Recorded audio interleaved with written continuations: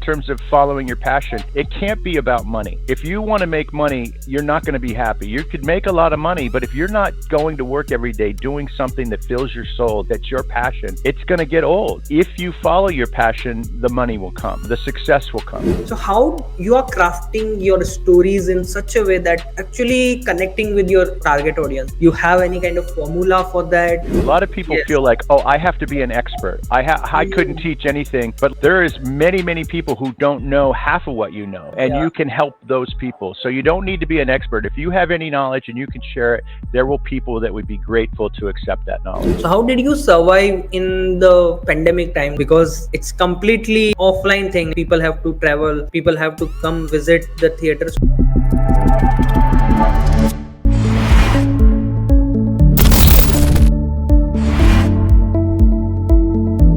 Hey everyone, welcome to the Entrepreneurs Warrior Show. I'm your host Nilesh Jain, and I'm back with another amazing interview with amazing, powerful personality. He is the founder of Artistic Director and of Vital Theatre Company, which is a non-profit press marketing advertising. He produced more than 100 original plays, musicals for auditions and all ages, right?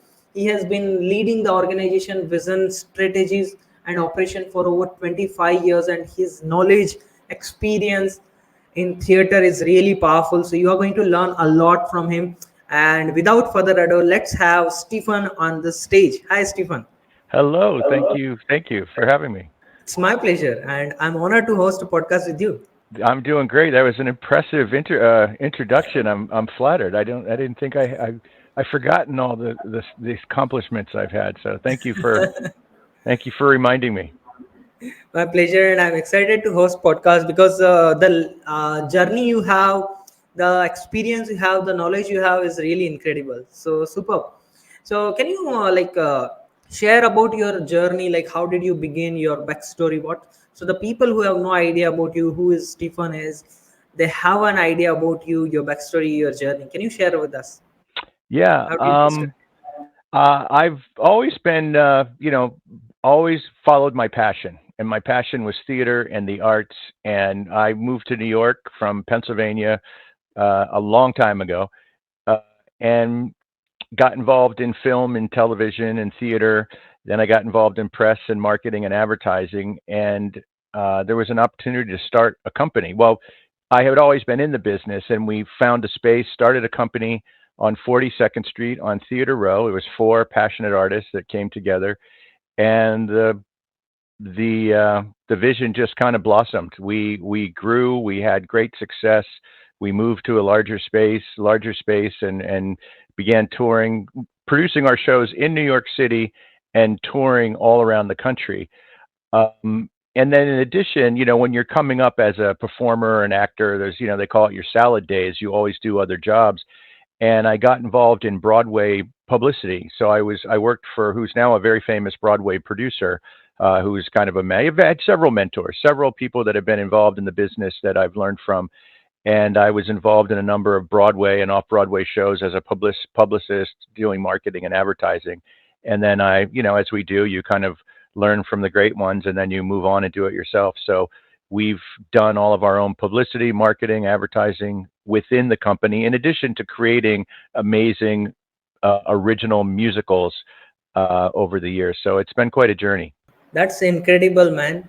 And you share like you have a goal, you have a dream, and you overcome from went from one place to another for your own dream. So you leave your comfort zone to find something that your interest is.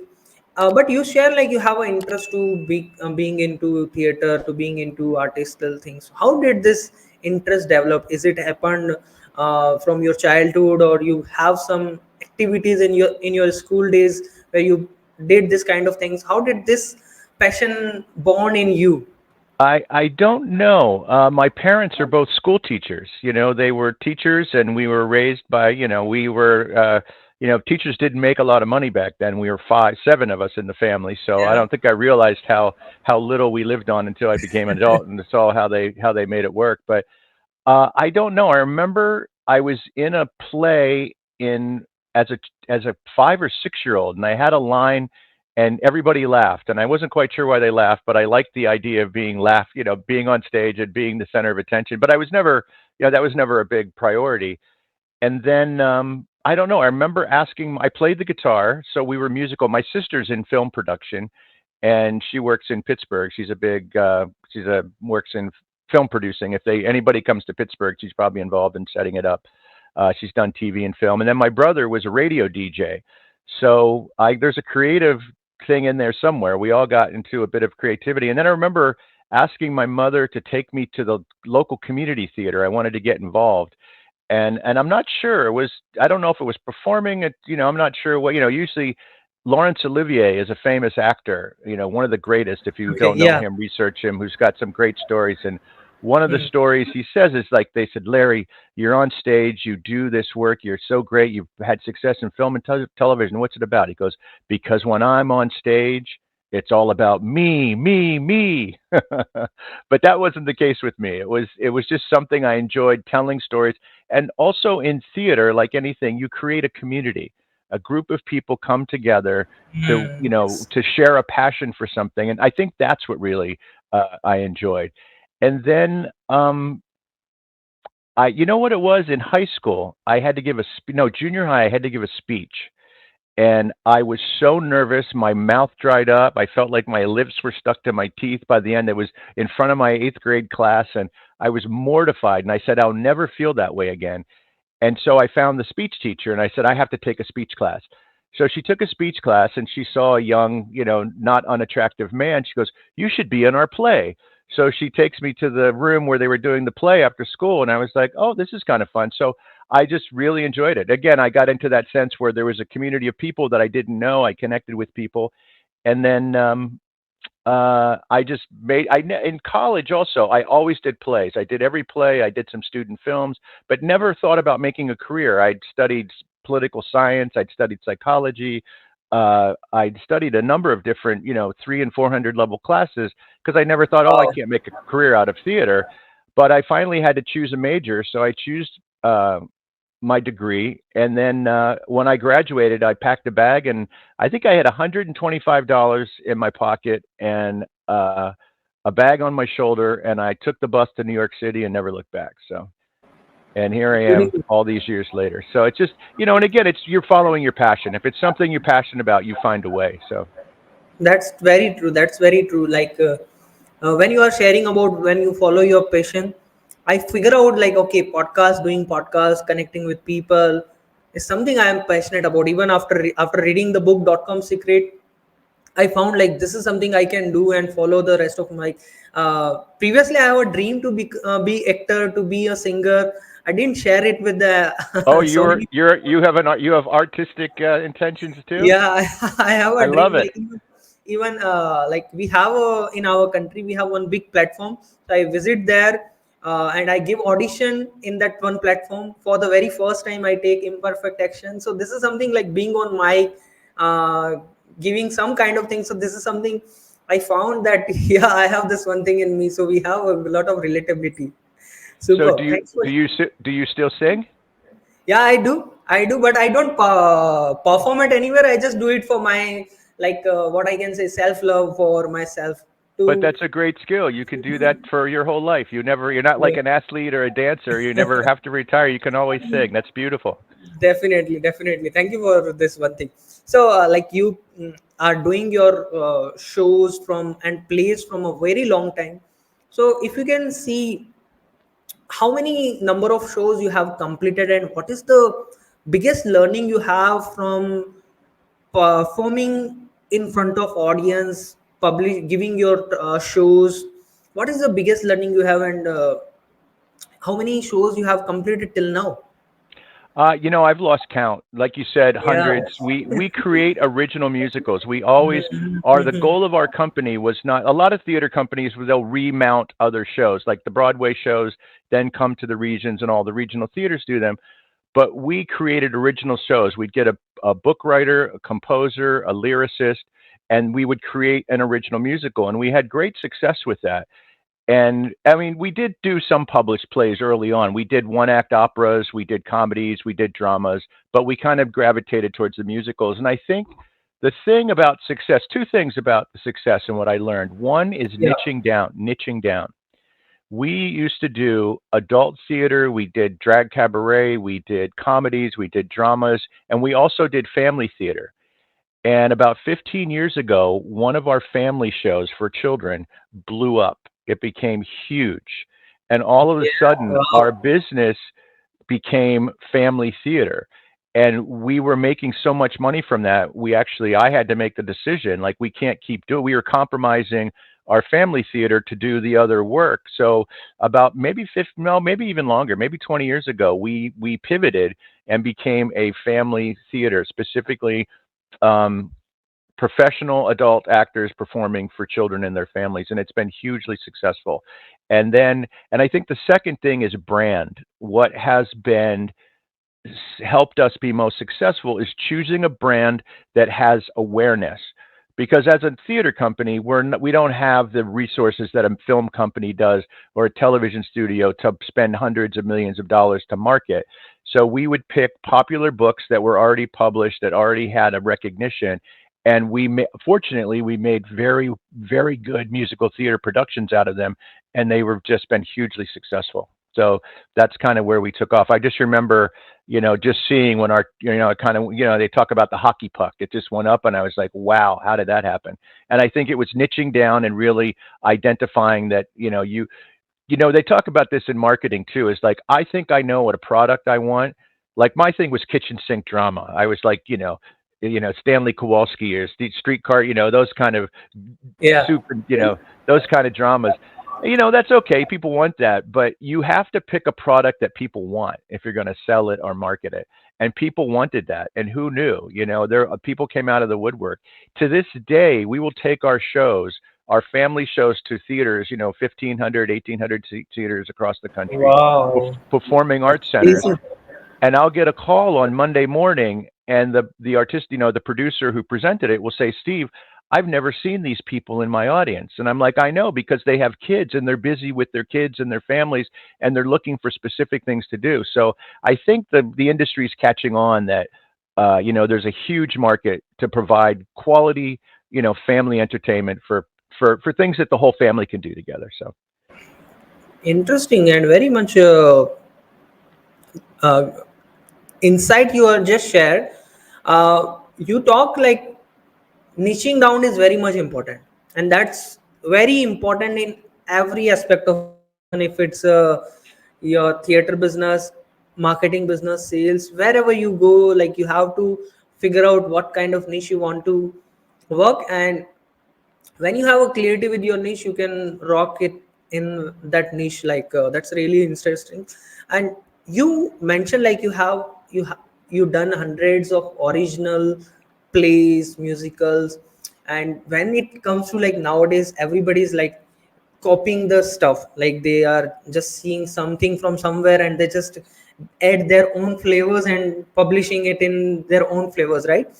How did you get the idea for creating original content? Like, how you are getting idea for creating like such original plays, musics? What kind of Well, it's not. They're original musicals. They're based on yeah. existing properties. So what we Mhm. do is identify popular books that, popular brands or titles. We've done fairy tales. We've done Shakespeare's, for kids, young, 1 hour musicals for kids, and Mhm. they've been fantastic. But once we did this one show that became hugely successful, we identified the popular books, and what we do is we ask the parents in our audience, what are your kids reading?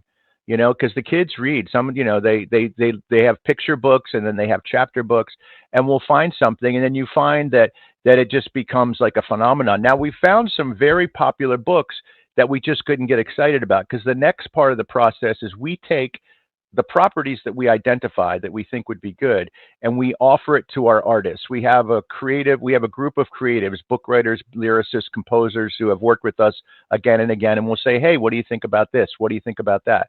And it's not a gun for hire. We're not hiring someone. They have to be like, oh my God, I want to tell that story, or I love that story, I know that story. One guy, I presented him with a property, and he said, oh my God, I'd give my left arm to write a musical based on that show. I hired him on the spot.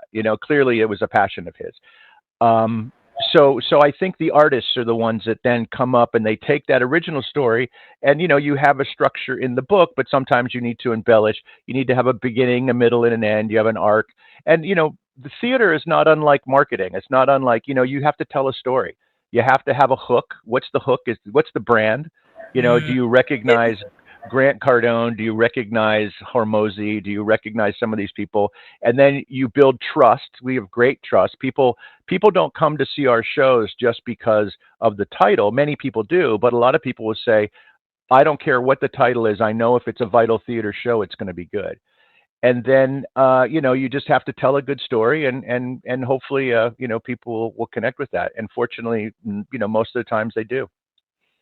Yeah, that's very much interesting. What you mention is, uh, you have to have a good hook, and specifically your brand is also very much talking like how trustworthy you are. And you just mentioned about the storytelling point. So in every aspect, like even like we are content creation, we are publishing content, we need to have even podcast has need a storytelling. So how you are crafting your stories in such a way that actually connecting with your audience, your target audience, like you have any kind of formula for that, or how you are crafting your story to connect with your target audience? Um, I work on instinct, which is a good thing and a bad thing. So, Hmm. I know what's good and I know what's bad. Now I could, and I've thought about this. I've actually thought about sitting down and writing a formula. Like, we do have some things like a ballad is a slow song. Like if an actor sings a slow song, and we used to tell the composers, you get one ballad and it has to happen in the first third of the show, because if it happens later, it's boring and the audience gets bored. I think you have to open with a song. You open with a song that tells the story. Like, this is a story. These are the characters. This is the journey we're going to go on. And then each scene and each song kind of moves you along on that journey. And then there's a conflict. You resolve the conflict, and then everyone lives happily ever after. And then because we do family theater, it's not pedantic. We don't try to teach kids anything. But if there's a lesson that can be learned, and most of our shows have a lesson, a very simple lesson that a young child can learn. And we hear that again and again from the parents, that, that's just part of what they enjoy, is that their kids are not only being entertained, but they're being educated. So they're being encultured, you know. So that's the beauty of theater. And the beauty of theater, it's not film, it's not television. You have to get up, you have to get dressed, you have to go Yeah. out of the house, you have to go to a theater, and you're in a room with other human beings, and you're watching live human beings on a stage. And since the Greeks, 3,000 years, it's been a thing, and it's not going anywhere anytime soon. Times have been tough post-pandemic, but it's always going to be a thing that we as human beings crave, that sense of community and storytelling. Yeah, that's really interesting. Like even what you mention is it's not going anywhere. Definitely it is. I do watch some of the theater playing in. I have a place where every Sunday some kind of uh, plays are happening every Sunday evening. I do go and watch some once in a while. But nowadays, like everything is on digital, which is Netflix, Amazon Prime, and YouTube. So how you are focusing that okay, people can attend, people can join our program, like how actually you are nurturing your target audience all the time, like they instead of moving to Netflix, they walk to the stage, they walk to the theater and attend your plays, or the all the things happening from your side. So how you are managing that kind of things? You're bringing up a very, very interesting topic, because what Yeah. happened during the pandemic lockdown is people learned that they didn't need to leave the house. You could order Uber Eats, you could watch Netflix, you could use YouTube. When I was young, we used to have to wait until a certain time in the day to watch our favorite program. Now you have everything on demand. You can turn on Netflix, you can turn on YouTube, you can stop it, start it when you want. And that's a real challenge for live theater, because especially if you're a parent with kids, it's hard to get them dressed, it's hard to get them in the car. So we started exploring that before the pandemic, because my thought is if we could digitize this, broadcast it out into the community, we're going to create brand awareness. We're going to create brand recognition so that when our live show comes to their town, they're going to want to come and see it live. Now, the problem there is in theater, like any creative art, there's a huge issue with licensing and royalties. You know how they'll take your video down on YouTube if you use a song that's not royalty free. So our creators own the work. The book writer owns the book, the musician owns the music, the lyricist owns the lyrics, and we license it for a period of time. So we fortunately negotiated agreements where they allow us. We say, look, we're not going to produce this show unless you will allow us to broadcast it, and if any revenue generated, you participate in that revenue, which is how a royalty system works. So that's been good, but there are some things that prevent that, agreements and things. Like if you go to a Broadway theater and you take your phone out and take a picture of the set, they'll come and snap your phone out of your hand because that set design is property of the set designer, and they think you're going to steal it and go recreate it somewhere. So it's kind of short-sighted and unfortunate, but it was a way to protect artist work, which I understand, so that they get paid for. So, but that is something I've even had parents ask me that, say, when are you going to broadcast this? We have some people that come to see the show again and again, and they're like, I wish I could turn this on TV and watch it on TV. So but then that becomes another expense. You've got to have high definition cameras, you've got to have lighting, you've got to have, and we're theater. I've always been on the fence about that. If I wanted to go into film and production like my sister, I would have gone to Hollywood. There's something removed, even the fact that you and I can see each other here, we can hear each other, we're not in the same room. We're not, and there's just something about the purity of, call me old fashioned, but there's just something about being in the room. But what you say is very, very key, because a lot of theaters, I don't know how this is worldwide, but a lot of theaters in the United States are still struggling because of the pandemic. They are not seeing the number of audiences come back. Their revenues are diminishing. And, I think 30 nonprofit theaters went out of business, just shut down since the pandemic. So that's how bad it is. There's actually a bill in the United States, a $5 billion bill that just was introduced to help support the nonprofit arts and culture. We spend $55 billion, on armoring, on wars across the country, yet we can't spend that money in our own country to support arts and culture. So that's kind of a sore subject, but it's an important one. This is the post-pandemic world is a new paradigm. I think we're seeing it in the economy. In the U.S., we have a major contentious election coming up. So it's trying times. So how did you survive in the pandemic time? Because it's completely offline thing. Like always, people have to travel. People have to come visit the theater. So how in the pandemic time, how did you and your company survive? Like if you can share the strategy with us, like this is something. This is a time when entrepreneurs have to work on themselves, on their mind, on their system, because it's not easy to like pandemic lockdown happened for I think 1 or 2 year. I'm not sure what duration in your country, but in the during the lockdown period, everybody have to sit their home. So how did you guys survive? You run your company, you paid your employees and all of the things. How did you maintain that during that? I have one word. It was devastating. We were on the road. We had a show running in New York off Broadway. We had a show that was on the tour. The tour showed up at the venue. I think it was in Virginia. And the producer came out of the theater and said, don't even unload. The governor just shut the state down. We'd never seen anything like this. And then the next day, the New York shut, no more gathering. We closed our show. And for 2 years, we were shut down. No revenue, no business. It was devastating. We lost connection with our audiences. A lot of theaters pivoted. They started buying video equipment, and they called it, I forget what they called it, but they were doing broadcast. And now a lot of theaters are outfitted with state-of-the-art digital theaters. Yeah. digital equipment, which is nice.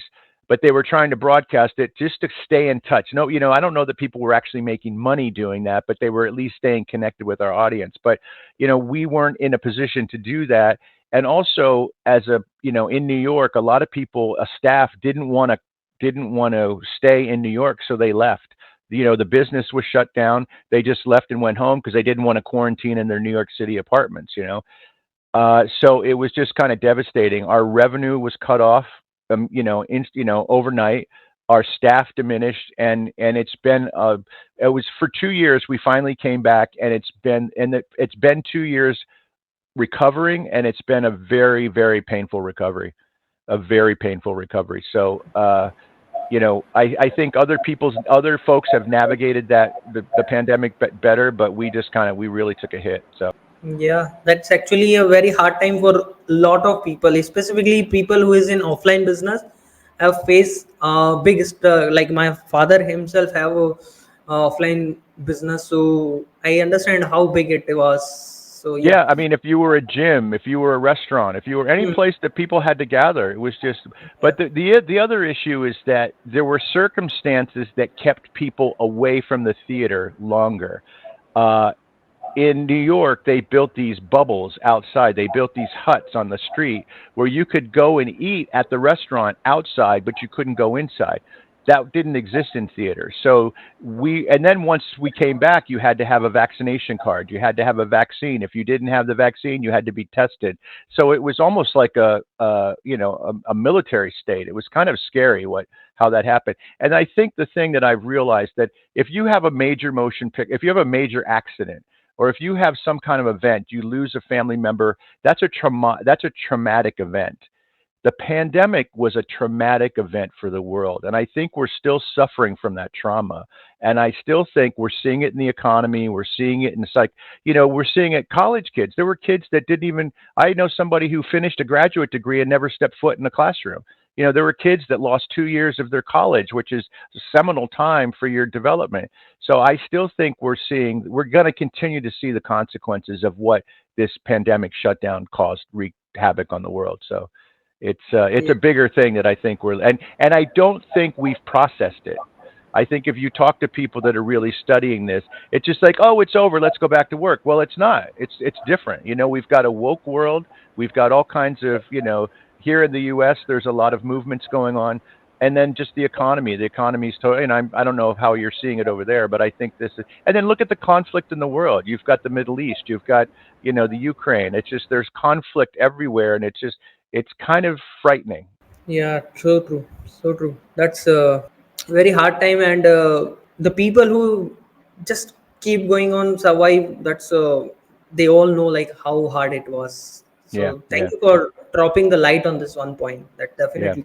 Yeah, now So one thing that just, in the US, one thing that did happen is the government did put money out. They did give theaters, and it was called, there was some funding to provide for people to survive. So yes, finally, yes, after about a year or two, so that helped. But the problem was most of the people have gone through all of that funding and they still have not recovered. So it was a Band-Aid on a sucking chest wound.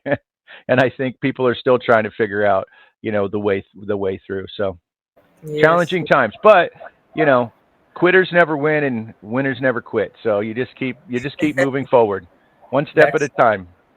That's true. Quitter never quit, and that's very powerful quote you just mentioned, because that's the point when you shows how resilient you are for your own success. Thanks for dropping this golden nugget. So, being in the leadership skills of from over 2 decades, how do you define like the approach of artistic leadership, and what strategy have you implemented to ensure that the creativity on and the vision of your vital theater company is always be on top notch? I think again, it's vision and instinct. I mean, everyone has a taste. What type of theater, what type of music, what type of food do you like? We all have a vision, and the vision has to be true to yourself. So I'm not trying to create something that I think my audience wants. I'm trying to create work that I like, and hopefully the audience likes it, and that's been successful. And I think what's successful, the two things that have been successful about my team, about my company, has been the team, the people that we assembled, and we were very entrepreneurial. So, I'm a visionary. I don't always know how to get from A to Z, but I know that I want to get there and we'll get there. Now, fortunately, I have staff members who are like, hey, Steve, slow down a little bit. I need to know how to get from A to B to C to D because they're doing all the minutia, which I can't focus on. Yeah. Um, but you have good people, you have team members, and then you allow them to solve those problems. You tell them, write this show, or you direct this show, or you manage this program, and then you just support them. And when they need help, they come to you, and then you check in on them and you give them advice and guidance. And so it's not like, there's not a standard. I mean, there is standard operating procedures because we've been doing this for a long time, but I don't give them a checklist. I say, look, here's what we do. And I think it's by osmosis too. What we've seen is people have come up through our organization. So I've had an assistant who became a general manager, and then they became the managing director. There's probably half a dozen people that have come up through my organization that are now running their own theater companies. So it's an apprenticeship. They learn, they're good, they find what their passion is, and they move on and do that. So, and I think that's part of, it's not just filling, and if they're good in a position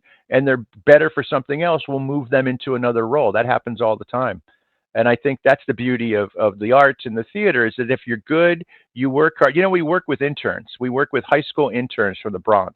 Amazing kids, really smart, really talented. And I tell them all, and this is their first job, so they're learning how to work. And I said, listen, 99% of a job is just showing up.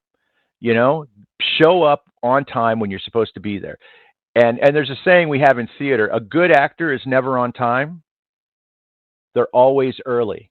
So you get there early, you Wow. get there ready to go, and you show up. And I tell these kids that because sometimes, they're taking a bus and a train from the Bronx, and it's, taking them 90 minutes to get there. And some of them will wake up in the morning and they'll call, oh, I don't feel good, I'm not coming in. I'm like, you guys, you're not going to have a career, you're not going to have a life by not showing up. I said, show up every day. I mean, there's extenuating circumstances, but there's some really simple life lessons that can take you very far in life. And, we start that with these young kids, and we see it with our adults and all the way through and over the years. It's simple life, fundamental lessons in life that just really contribute to your success. That's very beautiful. And when you share with that thing, great actor is not on time. They always show up early. So I remember a quote by one of my mentor, Blair Singer. I don't know you know him or not, but he always said that being on time does not mean you are on time. You are late. So you have to show up a bit early, before time.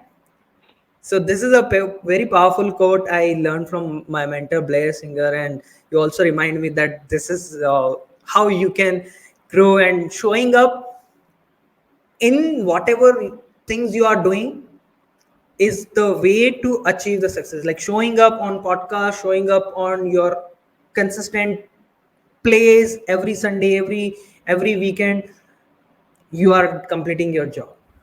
Yeah, So that you become reliable. People can yes, rely on you. They trust you. And the other thing too, in terms of following your passion, it can't be about money. If you want to make money, you're not going to be happy. You could make a lot of money, but if you're not going to work every day doing something that fills your soul, that's your passion, it's going to get old. And I think if you follow your passion, the money will come. The success will come. So that's a key thing. I think a lot of young entrepreneurs, they want to be a drop shipper, they want to be a affiliate, or they want to do this, they want to make a lot of money. But then you look at, like, what am I doing? How am I adding value to the world? How am I helping society? I mean, I think what we're doing is a beautiful thing, and it's been my passion, my entire life. And so it's not hard to get excited about what we do. So. loved it. That's beautiful. Once again, you are dropping a lot of nuggets, man. Thanks for doing this. So, being in the industry, you have built a lot of good connection with lot of great people, great personality, right?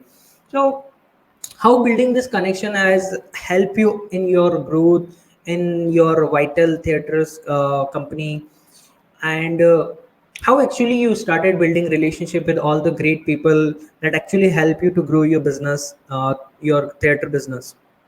That's a good point you're bringing up is personal relationships, connections. You never know. Like you and I are meeting for the first time now, but in a year or 2 years or 5 years, you may be in a place that I want to go, or I may be in a place that you want to go, and you're going to call me up and say, "Hey, Steve," or I'm going to call you and say, "Hey, I've got this opportunity for an interviewer. Why don't you come and do this?" And that has happened again and again. We've found spaces for that. Years ago, I got jobs just because of relation. When I was an actor, started out as an actor, obviously.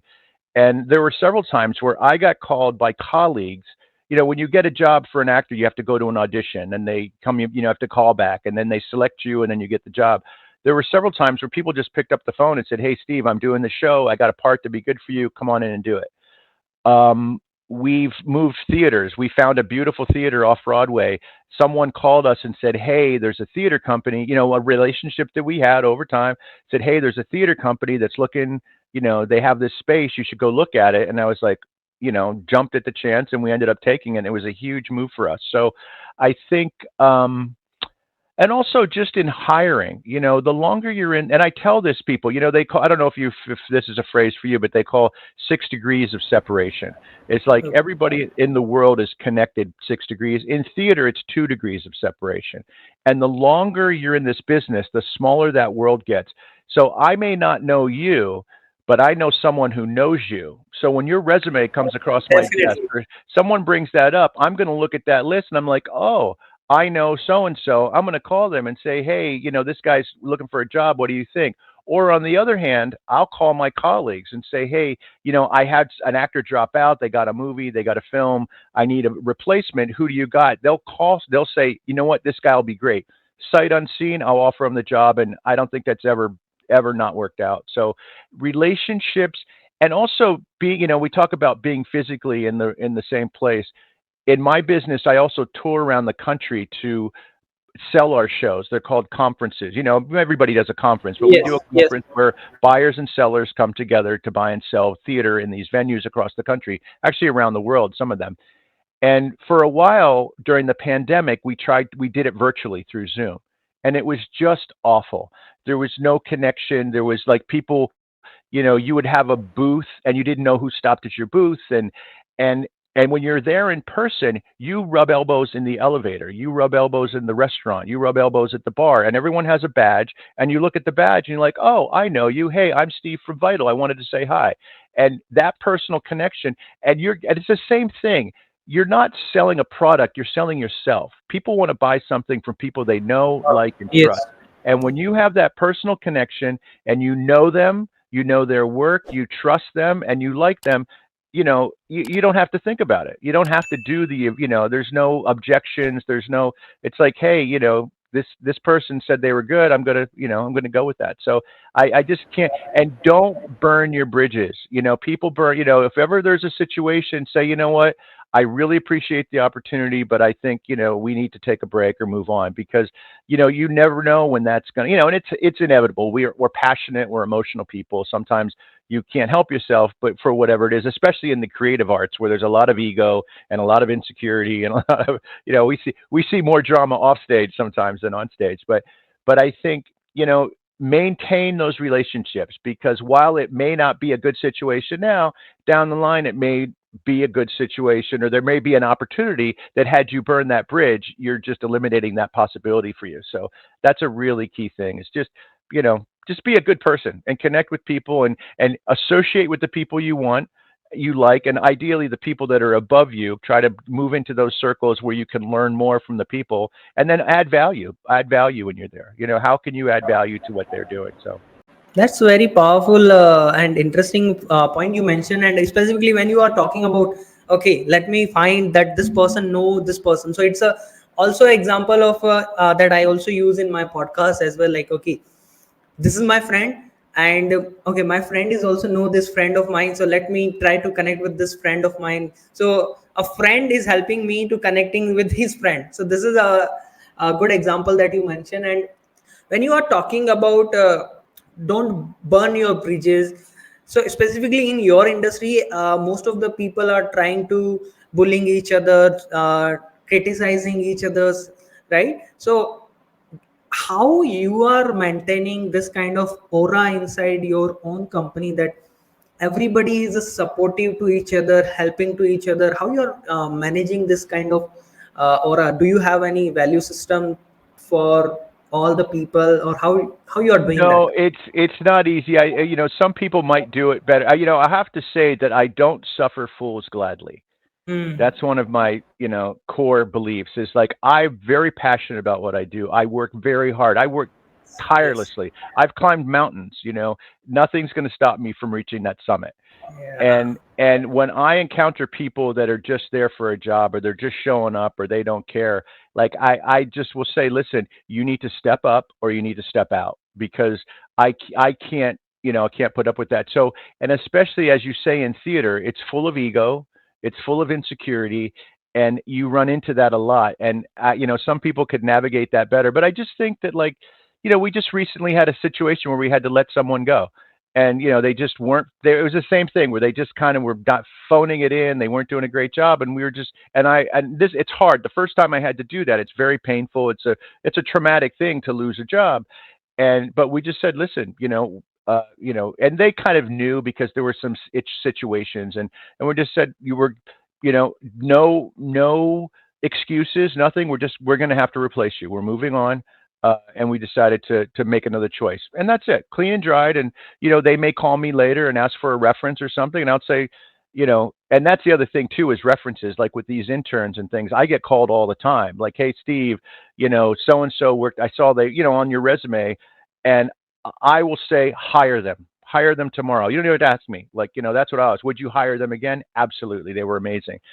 But sometimes, I'll say, yes, they worked for me from this date to this date. Like, you're not, I mean, there's legal laws but personal Yes. recommendations. Yes. But Yes. you have to be careful about that. You don't want to disparage people. But I do think that you can just tell in the voice. Like, I ran a summer theater for years, where I would hire like 50 people, over a couple of week period, and I would make the calls. I would interview. I would check references for everybody, and I would say, hey, I'm calling about so and so. And there's a pause on the phone, and they don't know what to say. I'm like, okay, great, thanks. Talk to you later. Or they would say, I'm calling about this person. Oh my God, love him, love her. Happened to me. This, I think she was from Hawaii.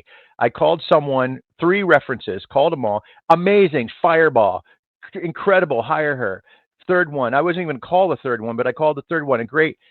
Shows up, gets off the bus.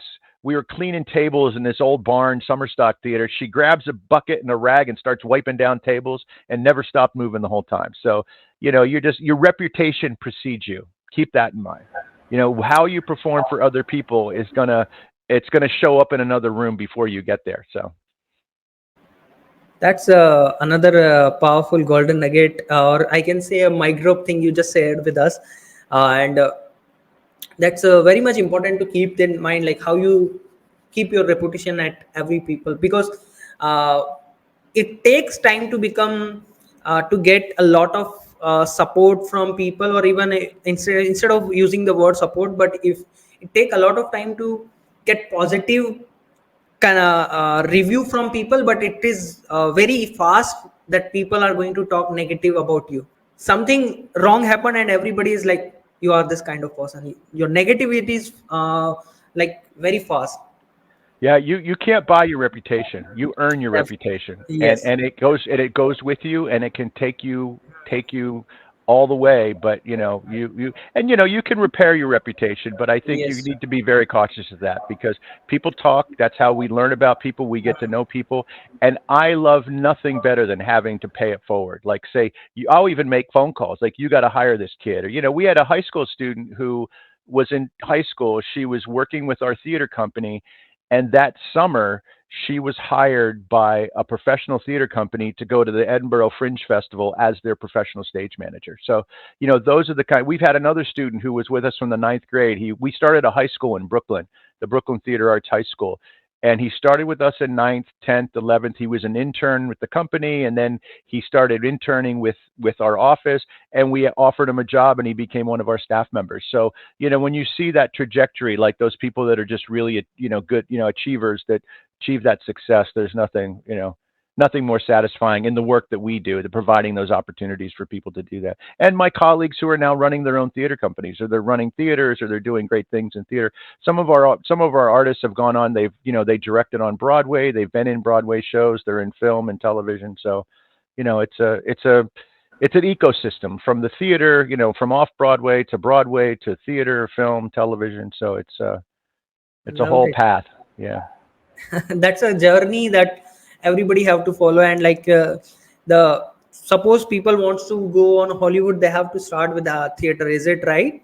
So No, no, because if you're Hollywood's about looks. Hollywood's about looks and talent. And it's, if you've got a look or you've got a certain thing, because I know some amazing theater actors that just don't have, they're not photogenic. They just don't look. There's a couple of people that, they make it big on Broadway and Hollywood always comes, but there's something about there's something about a Tom Cruise or a Harrison Ford, or, they just have something that it factor. Um, but I have to tell a story. When I was a kid, I worked with a Shakespeare, younger person. I worked with a Shakespeare company, and there was a soap opera star who was playing. I think he was playing Romeo in Romeo and Juliet. And there was always this kind of talk down to soap opera stars because they were good-looking people that really couldn't act. And the scripts, they write like 50-page scripts every day for these soap operas, so they weren't the most involved stories. And I remember when I'm like, oh, we got the soap opera guy playing Romeo, and he showed up. He was amazing. He had chops for days. He knew the language. He was a great. So, you get good theater training. Theater training is about how to speak, how to interpret a character, how to present yourself. It's your body is your instrument, your physicality. How you move, how you dance. And then if you're facile with your instrument, there's not a lot you can't do. So you can't change your appearance, but some people have very specific appearances. Look at Danny DeVito. You look at some of these stars look at Arnold Schwarzenegger. He's like a human special effect, yeah, or yes. the Rock now, So uh, there's certain physical attributes that we have that make us successful. But then you look at someone like Tom Hanks. There's a theory that Tom Hanks. yeah, He's I a know. famous Yeah, American actor. He's definitely. he's successful because he's kind of nondescript. So he can take on whatever character that if it's Forrest Gump, or if it's this character or that character. So there's a lot of theories about that, but it's an interesting business. It's not just, there's more things that determine your success and failure than it would in other businesses. So. It's more about how creative you are and how much you enter into the particular personality, like, because you're playing some kind of personality in every show, right? It's not like you are the same in every play, every act. So if a person who is completely new wants to enter into the theater or wants to do kind of thing, so into this industry, what is your advice to this kind of people, like who have interest into uh, uh, going with the plays, public, doing their arts? So what kind of advice you can give to those people?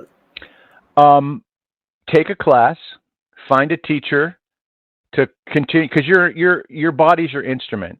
And you look at LeBron James, you look at Kobe Bryant. Those guys were in the gym shooting three shows, free throws, hundreds and hundreds of balls at a time. They shot more free throws in practice than they ever did in a game. So practice your craft. Find a class. In the class, you're going to find a teacher who's a mentor, who may have connections. You're going to find other students who you're going to matriculate with, who may have, like, one of my colleagues in theater in one of my first classes went on to become a Broadway playwright. Another one was in a very successful Broadway play, and she's in the movies now. So you're going to connect with people. And then the other thing that I saw when I was coming up is you have to work. Take the work regardless of the pay. Off Broadway, off Broadway. There's a thing called summer stock, where in the summer there's theaters all over the country that do shows for 2 or 3 months, and you basically eat, sleep, and breathe theater. Go away and do summer stock. It's hard work. You're working 16-hour days. You're learning one show in the day while you're performing the next show that show at night. But do the work, because that's how you're going to connect with the community. You're going to that's how you're going to create your reputation. You're going to find your relationships, and those things, if you stay in this business, are going to serve you well over time. You'd be surprised how those people become. And you mentioned another thing about actors, is that I was an actor. I'm not an actor anymore. Okay. I found a better job for me. So almost Mm-hmm. everybody in this business started out on stage or they started out as a musician, but then they found what their passion really was. And then they become a producer or an artistic director or a casting director or a theater owner. So I think that's the other thing is you have to, what's the pivot? At what point do you pivot like we did with the family theater? We wanted to do gritty chicken kitchen sink dramas and operas, and we said no, this is our market.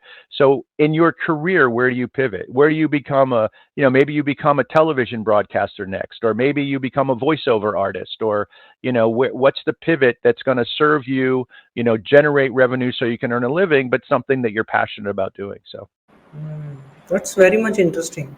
Beautiful thing is you have to learn. You have to hire a mentor because that's a person who can actually show you the path from so you can achieve your success or you can achieve all the things that you are desiring in a short period of time. Not like it's not anything is there is nothing quick rich or quick things, but still you are saving a lot of your time with the doing without doing the mistake that your mentor is doing. So thanks for sharing this very much important nugget. So Stephen, you are in the industry from over decade, like 2 3 decades. What is the three biggest learning you have in your life, from your business, from your own experience doing different things in entrepreneurship, in theater? What is your three top learning that you wanted to share with us today,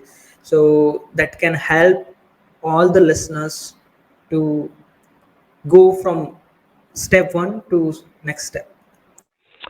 um do you know that you're familiar with Chat GPT? Yeah, I know. Do you know that's a $1 billion company? Definitely it Do is. you know that's a nonprofit? Yeah. Do you know that? Yeah, I think I read somewhere, but I'm not 100% sure about. Yeah, it's a very complicated thing, but it's a nonprofit, but then they spun off the for-profit thing. I think the one thing I would say about this is having been a nonprofit producer, it's, you talk about a mentor. It's like I had mentors. I had the Broadway producer. I had theater owners that did, and I've learned how to do things and how not to do things based on my experience with life. But I think one thing is that if you're going to go into the nonprofit world, you should find a for-profit job first that use those skills and experience to generate your profit, and then use your profit to fund a nonprofit. Because nonprofit is very it's a tough it's tough. Funding is tough.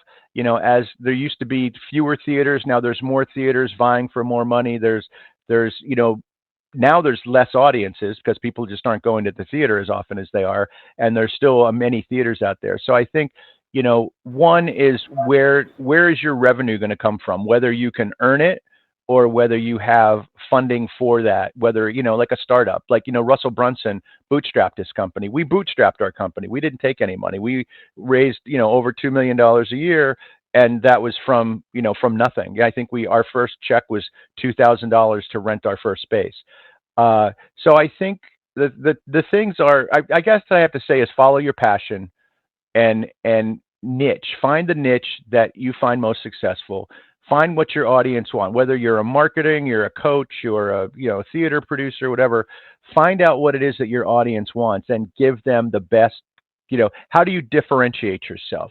We kind of consider ourselves one of the premier theater, not only in New York, but in the family theater, not only in New York, but in the country for what we do. We produce Broadway level quality theater for children. So I think give them what they want and do the best job you can doing it. And I think it's impossible not to be successful if you do that.